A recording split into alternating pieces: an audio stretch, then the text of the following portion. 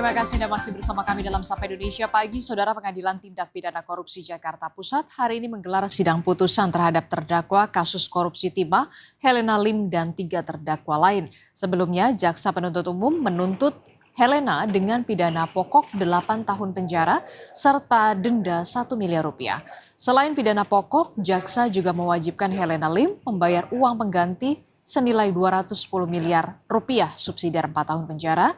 Jaksa mendakwa Helena Lim berperan membantu menampung dan menyamarkan uang hasil korupsi timah sebesar 420 miliar rupiah dengan dalih dana CSR.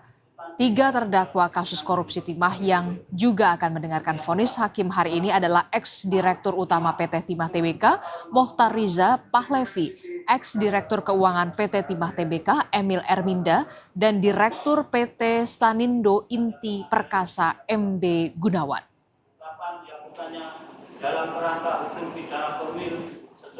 Dan informasi terkini terkait dengan sidang vonis terhadap Helena Lim di kasus korupsi timah, kita tanyakan langsung kepada jurnalis Kompas TV. Sudah ada Dian Silitonga di Pengadilan Negeri Tipikor Jakarta. Dian, jadi tepatnya jam berapa sidang akan dimulai, dan jika dilihat dari tuntutan kepada Helena dan 3 terdakwa lain, akankah diprediksi ini lebih rendah dari tuntutan jaksa?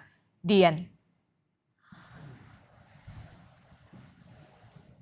Ya, Disti, kalau sesuai dengan jadwal, sidang pembacaan vonis terhadap Helena Lim dan juga 3 terdakwa lainnya akan dimulai pada pukul 10 pagi di ruang sidang utama. Tapi memang biasanya pelaksanaannya ini tidak mesti sesuai jadwal, Disti. Jadi bisa lebih siang atau bahkan lebih sore. Tapi yang jelas memang Pengadilan Tipikor menjadwalkan pembacaan vonis atau sidang putusan terhadap Helena Lim dan juga 3 terdakwa lainnya hari ini. Nah, sebelum kita bicara soal nanti bagaimana vonis hakim, saya mau ajak kita untuk mengingat dulu nih tuntutan Jaksa Penuntut Umum dalam sidang sebelumnya. Meski tadi sudah Anda sampaikan bahwa Jaksa Penuntut Umum ini menuntut Helena Lim dengan pidana pokok 8 tahun pidana penjara, kemudian juga denda 1 miliar rupiah dan pidana tambahan dengan membayar uang pengganti senilai 210 miliar rupiah dengan ketentuan uang pengganti ini harus dibayarkan oleh Helena Lim maksimal 1 bulan setelah putusan majelis hakim dinyatakan berkekuatan hukum tetap atau inkrah. Nah, kalau Helena Lim dalam waktu yang sudah ditentukan tidak dapat membayar uang pengganti, maka Jaksa Penuntut Umum ini akan menyita atau melelang harta benda milik Helena Lim, dan kalau hasil sitaan itu juga tidak bisa memenuhi nilai uang pengganti, maka pidananya akan diganti atau ditambah 4 tahun hukuman penjara.